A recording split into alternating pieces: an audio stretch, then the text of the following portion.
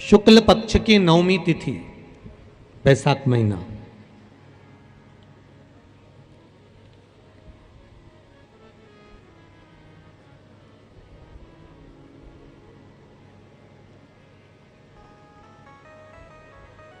पीला चंदन घिसकर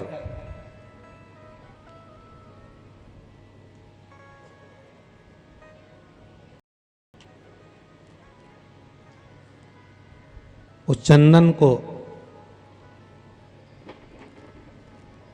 एक सुंदर पीपल का कोमल पत्ता, कोमल पत्ता मतलब एकदम, एक तो पीपल का होता है कड़ला पत्ता, एकदम कड़क हो जाता है, और एकदम होता है कोमल पत्ता।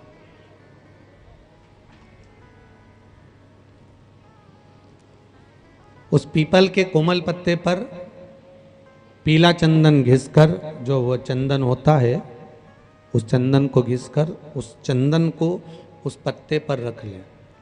और महाराज उस पत्ते को मध्याह्न के समय पर, जैसे जब सुबह के समय पर सारी पूजन हो जाए, अर्चना हो जाए, भगवान शिव के मंदिरों में जल समर्पित हो जाए, उसके बाद में जब बाबा एकदम आनंद में विराजे हों, तब जहाँ शिवलिंग रखा होता है,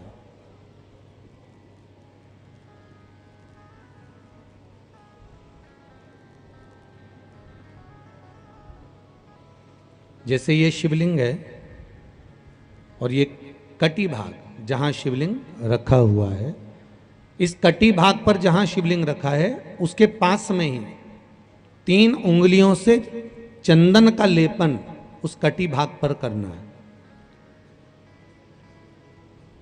जो उंगलियां लगी रहेगी उसी को अशोक सुंदरी वाली जगह पर स्पर्श करना है, और अशोक सुंदरी वाली जगह पर स्पर्श कर कर कुछ देर तक चंदन लगे रहने देना है।